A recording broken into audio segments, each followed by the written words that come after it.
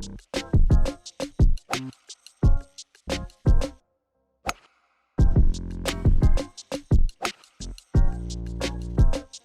driving with the queens on the green. Queens out on the green. Who we are, it don't change. Score so low, it's insane. Out driving with the queens on the green. Queens out on the green. Welcome to Queens on the Green. We have a very special guest with us today. He is Saxophone Extraordinaire. He is our guestie today and our bestie. Let's give it up for Mike Phillips. Hey, what's up? Love you, Mikey. I'm so excited to be here. What's up? I mean, first of all, PGD, I've been doing it, so I'm so happy to be a part of the family. In the virtual world, we have to come together. We just finished up a Jazz on the Green with you and your virtual golf tournament. We had a lot of star power in there too. Mm-hmm. And we were celebrating golf, culture, and music. Mike, tell us a little bit about the event. Man, it was amazing to have, our friends in there. And I say our because the game of golf allows us to have these tentacles. And they're invisible tentacles that reach, celebrities, sport, music. And, so to have D Nice up in there, Cedric, Mark Curry, Brian McKnight, these are all extension of the game of golf. Mm-hmm. So I'm happy that we could come out in this pandemic and show the world that to build a virtual brand and have all of our friends come along with the ride to do something that's going to be special for the game of golf. I love it. And looking at the women and what you guys represent as it pertains to diversity and pushing the game forward so it can be equally accessible to everyone, like that 6-year-old that's hoping to play the game that needs a way. So the Trailblazers are important narrative to push forward to make sure that we continue the legacy for the next generation. So I'm just happy to be a proud member of the PGD brand. I'm under the umbrella. Shout out to Dr. J, whatever tournaments, Dr. J, Coach Woody. Oh my gosh. Jalen Rose. Yep. Oh, Jalen. Coach, he was actually, during Jazz on the Green, we FaceTimed him. He was headed to DC and we made him watch Jazz on the Green on his iPad. He brought a nice, because Woody's got to always have the nicest bottle of wine. Mm-hmm. And it was nice because Sed gave him a shout out. So he was even more excited about that. So we're all family. So this is how we roll. Before he gets on the first tee, you got to make sure that Coach has his cigars, right? Absolutely. I don't know if he's going to hit the ball in the fairway, but he'll be smoking the cigar. 100% cigar, 25% fairway. He does have a nice cocktail with him as well while he's playing golf. So. Yeah, I was about to say 25. He has our Bloody Marys ready. He knows. But Mike, you're completely right. Golf is such a unifier. I think it brings so many people together from sports, from music, business. And so that's the beauty of the game of golf, right? Now, I know that you are an avid golfer. If we can't find you in the studio or at work, you are on the golf course. I want to ask you, what has been the best advice you've gotten and the worst advice that you've gotten, and from who? Oh my gosh. Oh man, best advice. Tom Henderson from the PGA. He was teacher of the year, and I met him at the and he's a drummer too. So I played at a musician and a golf instructor. Yes. And so at the PGA national convention, the annual meeting, Mallory comes up to me and says, "Hey, Tom wants to play drums with you." And I was like, "But he's a golfer." No, he plays drums. So he came up, played drums. He killed it. Oh my So God. I'm like, and this is when Renee Powell was getting honored. It was just a pleasure to play in front of her. And Tom Hendy is on drums. And then he invites me to Connecticut.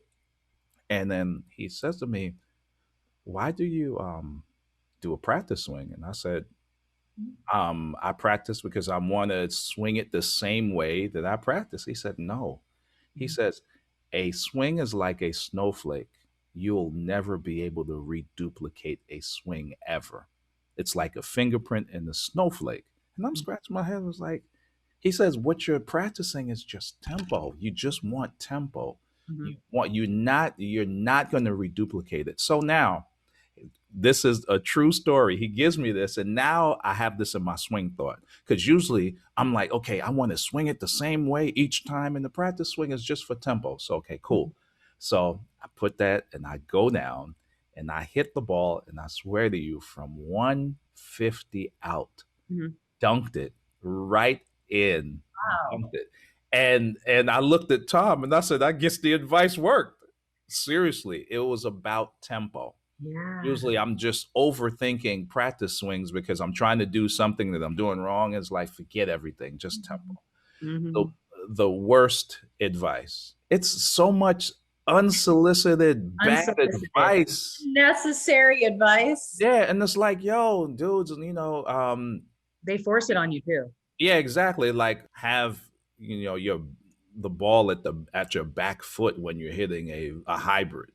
Yeah. And I can't get the thing up in the air. And then you know what? When you're at the range, it is the perfect magnet for unsolicited advice. Oh yeah. And it's all bad because When they're like banana slicing it, you're like, you are literally all over the place and you're giving me advice. and that's the beauty of golf because everybody thinks they know what they're doing until they can't prove what they know that they can do. Why do you think I just show up and I say, where's the first tee? What's the course record? I'm not even trying to mess with the range. Yeah, so Not. It's just too much going on there. And then you have to, it's a lot of hellos. It's a lot of hellos. And then they're like, hey, Seema. And I'm like, I'm definitely not Seema. well, oh shoot. But I tell you, with both of you guys, you got a special place in the golf world where as soon as you guys hit the course, it's almost like the course stops. It's like time stands still until you guys come through. It's like every tournament you guys go through is just like when Nisha and Seema come on the scene. It's like y'all shut it down for a good 10 minutes. Like ain't nobody teeing off, ain't nobody doing nothing. So the We're Queen complaining about like, where's the food? Is the bar open yet? and Queens on the Green, it's not just a saying or it's actually real life. You guys come through there, it's like it's shut. The whole course is shut down because first of all, we're trying to figure out what Seema gonna have on. What Zorro suit is Cedric. Oh my God, we gonna figure out what Zorro suit you got on. Right, you dress to the nines all the time. You've got your own little golf swag going on. I mean, it's very rare that a musician is under the Jordan brand, if any, or you're the only one. You are the only musician under the Jordan brand, correct? Yeah. They've had some partnerships with Anthony Hamilton, which is a homeboy. Obviously, Travis Scott. But at last time I checked, I signed paperwork to be a part of the Jordan brand. Like, pull up the contract. Yeah, exactly. Like if y'all ain't signed no paperwork to be a part of the brand, then it's just you're like, I'm set up on direct deposit. How about you? How you doing? So that and the story about Michael, I'll never forget. I was playing at Michael's golf tournament, but not playing golf. And Mike came up to me and was like, yeah, you should try to play golf, blah, blah, blah, blah, blah. You know how Mike be talking.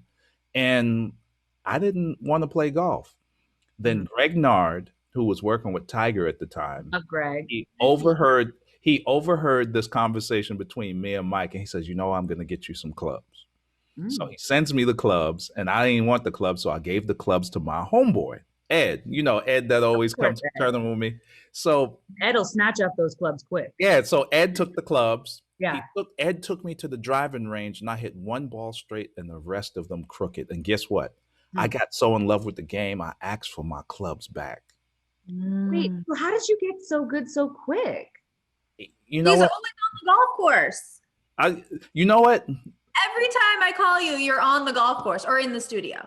Oh, okay, But he's so always rescheduling tea times.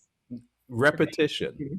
As a musician, we practice a lot and we take pride in practicing, and not just practicing but practicing the right way. Mhm. So when I have to transcribe solos from John Coltrane, Charlie Parker, or the great women of jazz, when I have to reduplicate a scat from Sarah Vaughan or Ella Fitzgerald, what happens is that you have to listen and practice this thing. Your technique is very important. So as you take that same concept, move Mhm. it over to golf. One thing we understand is the practicing of technique and patience. Mhm. So I was pretty patient with understanding that the results wasn't going to come overnight. So the game of golf, and I tell every musician out there, it's perfectly set up for you because we understand what practice and time puts into anything that we do as musicians. Mhm. One of my favorite, well, I have a lot of different favorites, but going to the tour championship and being on the first tee in the little like production tent in the back and watching you do the opening ceremony and kind of being behind the scenes of that, with everybody. That was probably one of my most memorable times watching you perform. And you do a lot of stuff where you're performing in golf. Golf has really become a passion for you, Yes. and a segue into bringing music and culture into the game. And I think the game values you. I know that when we do events and when we produce, it's very rare that like we don't align or partner or have you be a part of it in some way. It would feel empty. Well, you know what? I thank you for that compliment, but I think, that was one of my favorite moments too, because we're all in the game. I gotta cut this off. My bad. Booty call. Y'all crazy. Booty call. Oh, No, what it is? I'm like, Um, no, no, no. But what it is I called for, and it's still about golf because I called for a tea time, and they're confirming oh, it right now. So, Mallory from the PGA, thank you. I think I'm gonna get on she's up PGA in here Nashville. today. What's Uh, up, Mallory? She's up hey, in here. Hillary. America is all up in here. yes, yes. So the PGA is in the building. Mhm.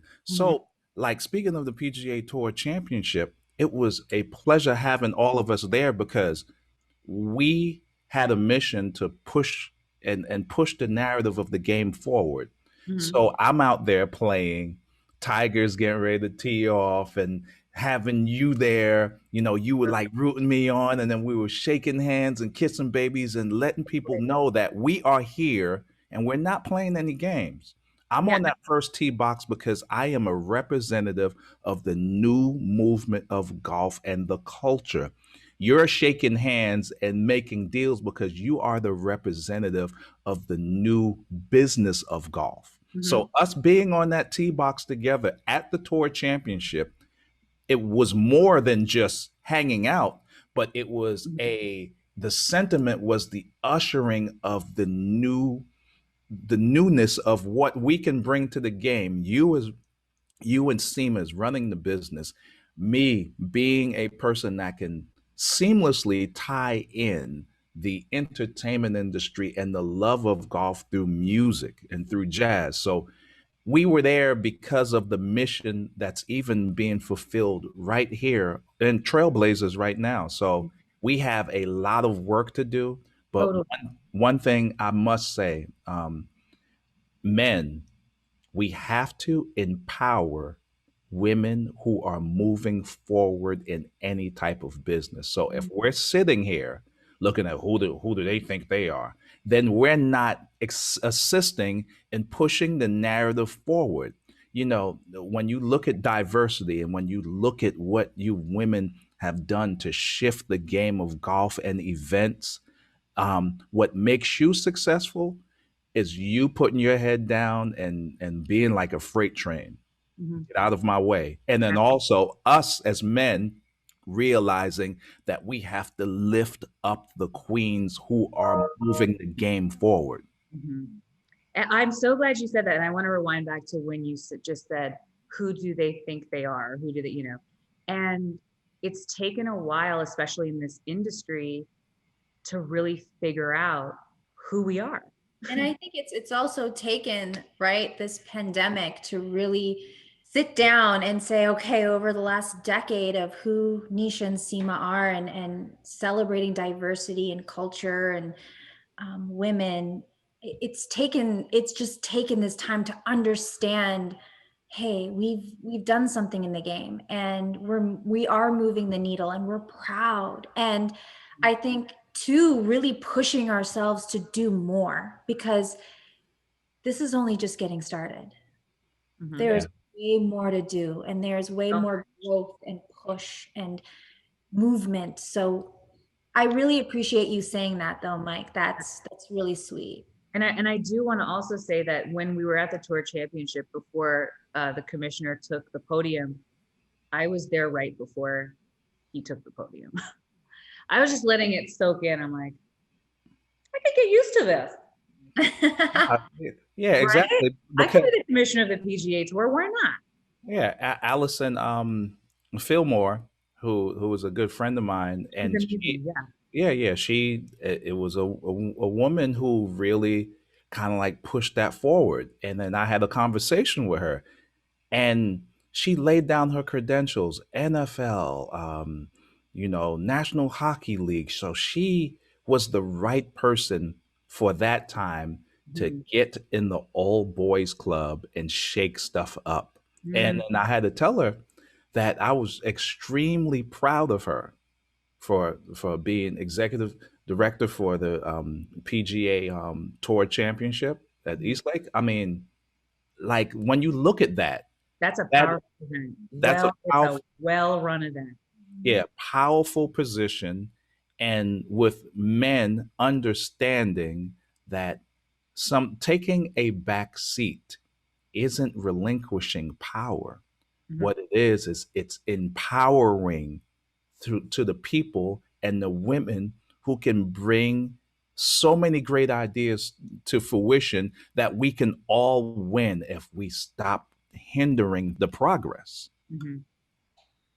Yeah, I think there's a lot of promise for women in the golf world, and I believe we're sitting in it as an industry. We're growing. Our presence is increasing in this industry, and I think participation over the pandemic is increasing. Just even having conversations with Renee Powell, she's like, I've never ever given this many golf lessons. Women are just flocking to the course. So this is really positive. How do we make them stay? Music, beauty, culture, lifestyle, wine, all of that good stuff. Those are sort of the things that we want to, focus on so that women feel like they belong, right? Yeah, exactly. And not just it's a man's game. Yeah. But it's a woman's lifestyle. I hear that. That's love, and I'm here. Let me tell you one thing: I am here for it, because you know what? Let's just keep it honest. Like, when things are so much better, when I can get to a course and see more women, men like women. Yeah. I mean, women hello, like men. Yeah. Men like fashion. We love fashionable women. So now, when women are on the course, you know what? We look and we're like, you know what? She got some. Hey, how you doing? So it a little wiggle. Yeah, we don't want, I don't want to feel like when I step on the course that I'm never gonna ever see a woman. That just don't fit right with me. Yeah. So the influx and the energy of women coming into the game, from my perspective, and I know a lot of men that golf, we welcome it. Now, the business of golf has to not only welcome it, but lay out a red carpet so the things that women can contribute to the game don't have to have hurdles. We don't want a red carpet with hurdles, because that defeats trying to trip on that red carpet. Hell Not no. not my Fine Louboutins. on the red carpet. I am not trying to trip in my Louboutins. Exactly. No. So You we can't want even walk in your Louboutin. Okay, That's first of all. right. Yeah, no, I can't wear them. They're She- like impossible. They're Take they're pictures of them, and she's uncomfortable. like, "Oh my god, I get these off me." Why did you have to kill my vibe? I was Because- feeling it and I was visualizing myself walking down like a queen. Okay, sorry. I'm sorry. and you know what? You can walk down like a queen. We as men just have to make sure that hurdles are not intentionally put on the red carpet so you guys can walk and get into the game so it can be beneficial for all of us. So I say this to all the men out there. Let's assist the queens and the women of golf in the name of diversity by helping to remove the hurdles that women have to jump over. This is not track and field. For diversity and moving forward, there shouldn't be no hurdles anywhere in the sport. We're Masters is coming up. mhm. It's my favorite major. I don't know about you guys. It's definitely my favorite major, especially after Tiger won last year, and then the year before we won like $700 on Patrick Reed, and like, yeah, Masters is great. By the way, Patrick Reed like totally blocked me on Twitter. Why did he do that? I don't know. You know what? And like, wait a second. You know what? Patrick Reed. You know what's so crazy? Our legacy will always be the energy that comes from us. And you know what? That energy, when it's deposited, you can't return it back. It's there forever. Yeah. So I remember being in the tent at Eastlake Mhm. and two different levels of energy. So Ricky Fowler comes in and then they say, "Oh, what's up, Ricky?" He gives him the pal. "Yo, I was hanging out with T.I. last night." And Ricky is chilling and everybody. Yeah. And then Patrick Reed comes in and the whole tent is silent. So the energy of a individual speaks volumes in how other people respond. So Patrick Reed came in and like I ain't talking crazy about Patrick, but that energy, man, like you have an opportunity to be a great golfer when you adopt some new energy, man. So when he came in the tent, nobody didn't say anything. He just got his scorecard and he just went out. So shout out to the golfers that understand. Yeah, understand. So I know why he blocked you, because he Shout out to Patrick Reed. What up, Patrick? Yo, Patrick, if you see us, and I know you probably log on, but you're gonna have to unblock my girl Seema, man. She ain't do nothing to you, man. Like, You caddied in the group with Patrick Reed. I did. We never said a word to each other. Oh. Yeah. 18 holes, 5 hours, not one word. wow. Okay. We But still you know love what? Patrick Reed. You know what? We still love him, but I still didn't get to ask my question. Okay, go ahead. Yeah. Go. You just My ramble. question is, Masters is our favorite major coming up. Mike, if you had the opportunity, which I think you should have the opportunity to perform at the Champions Dinner, what song would you perform and why? Woo! Oh man, that is one of the best questions of the year. Champions Dinner. I think I'm gonna have to go with Too Short, Blow the Whistle. Ooh. Yeah, I'm gonna have to because I'm You here. got to get Mr. Ridley a whistle. Clearly. Yeah, I want to hand them all whistles, and I tell people to blow it when it's time to blow, and then let's all get into the beat, because at the end of the day, I want people to understand that the fusion of our culture and hip hop is something that they can embrace. They don't got to be ashamed of it, or they don't have to be so tight that they create a hurdle for me to introduce something that can be beneficial to the whole brand of golf. Mhm. So even when I'm at Eastlake and I'm warming up the crowd, it's straight hip hop. It's me and the DJ playing, and the people go crazy. You know why? Because I made an executive decision to connect the culture to the fans. And if it's done in the boardroom, it's not going to get done. Mhm. So now that I have the choice, yeah, Champions Dinner, I'm rocking blow the whistle. And I'm gonna have Lil Jon over there. I might bring in Too Short too. Let him spit. That's pretty awesome. Are we invited? Because I Yeah. want to definitely like. Well, shoot, y'all was invited to the tour championship, so come through. It's all love. I Nothing. just assuming that we're there anyway. Exactly. Shove over, Patrick. My feet. Shovel. Oh my God, I want to sit next to Patrick at the dinner. Let's sit on either side of him and take his phone, and then while you're talking to him, I'll unblock you. Yo, why y'all leave Patrick Reed alone? We can. Okay, so we're next gonna play a question. super fun game. We're gonna play a fun game. Nobody tells Brandel Chambly to leave Patrick alone. That's a great point. We have a lot of great points. Okay, so this is a game because Seema loves to play games. So we're gonna go around a circle and we're gonna play Who Would You Rather? Seema, you go first. Okay, Mikey, who would you rather golf with? Tiger Woods or Michael Jordan? Oh man, Mike, it's a lot of talking with him, man. I think it would have to be Michael. It would definitely have to be Michael because I like the banter. I like the banter. Competitive. Yeah. Who would you rather be trapped in the elevator with? Oprah or Obama? That's a really good one. Man, I'd have to be trapped with Oprah. Then I can tell her my story. I played at a birthday party and I was sitting on the stage, her 50th birthday party, and she sat next to me and she sat on my hand. Oh my God. Yeah, so You're like, Oprah sat on my hand. yeah.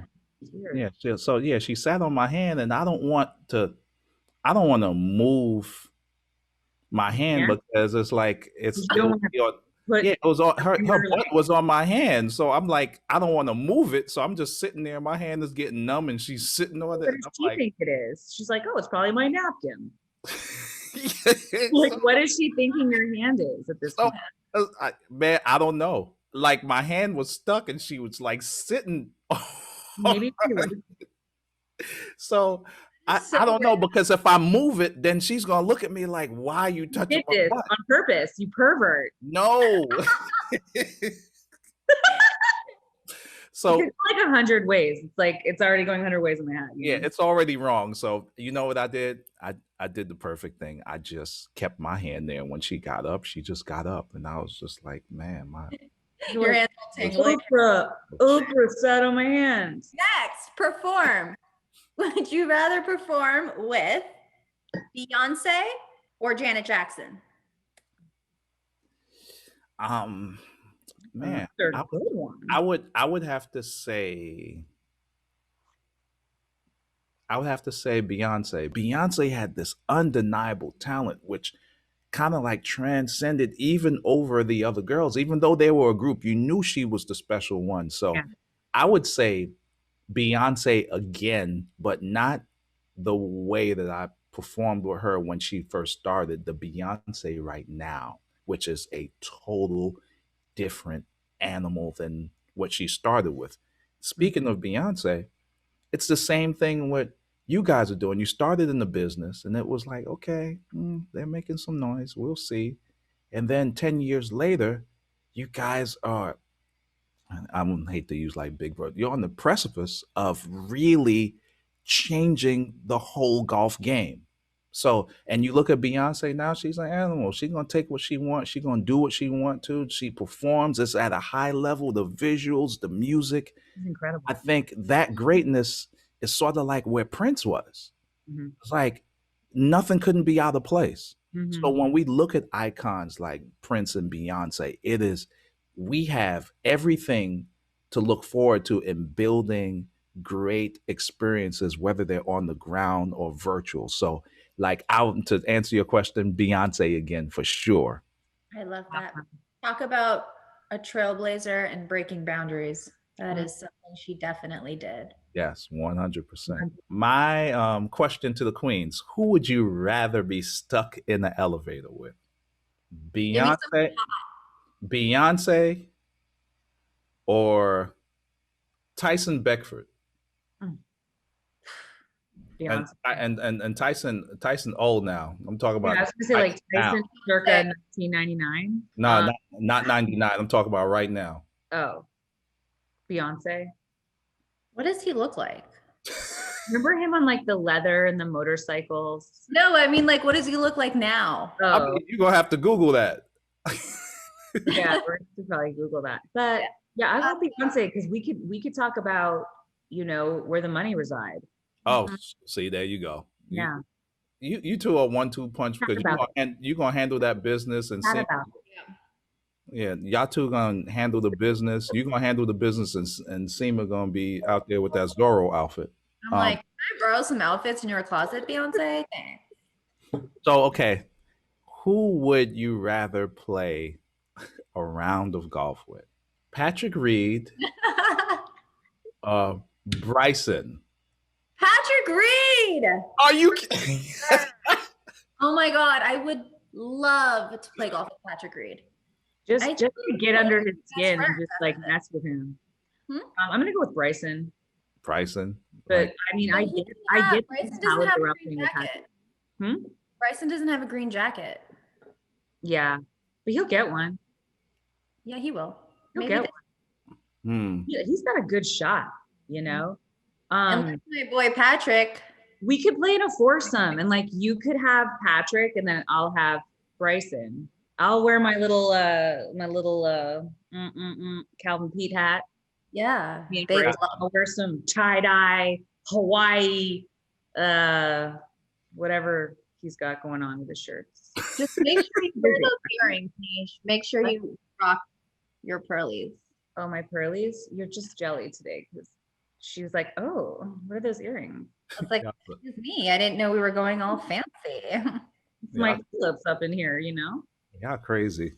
So, so the last question: who would you rather curate an event for? Elon Musk or Bill Gates? That's a great question. Can we do both? I would be. I feel like we would have more flexibility with Elon Musk. And he's cute. Yeah, he is. He's cute. He's handsome. Yeah, I mean, Bill Gates is handsome too. Yeah. Yeah, but Bill Gates is like nerdy handsome. Yeah, totally. I love nerds. Hey, Bill, how are you? I know. I love nerds. Yeah, nerds are fun. All the nerds out there, you hear that? Yeah. Like I'm a Queens on the green. Y'all, you think that you always trying to be cool like me, but the nerds can get them. Bring on the nerds. Yeah, bring on your Pythagorean theorem and all of that. Yeah. Bring all your You big guys words. lost these triangles and your pie charts, rulers. staplers, bring them Pie- out. Pie charts, man. The pie charts is a turn on, man. I'm telling you, like, just keep, all They you really people from MIT, just keep nerding it out. You could get a Queens on the green for that. You never know. Just keep nerding this thing out to the very end. You never know. So we are going to transition swiftly and smoothly, as we always do, Uh-huh. into the jam session. Mikey, you got some stuff for us today. We're so excited. We love you. Thank you. And let's trailblaze the way. Yes, let's get it all day. My trailblazers and Queens on the green. I love y'all so much. Keep on pushing the game forward. We need you. We love you, Mike. Love Thank you, Mike. All right, later. Later.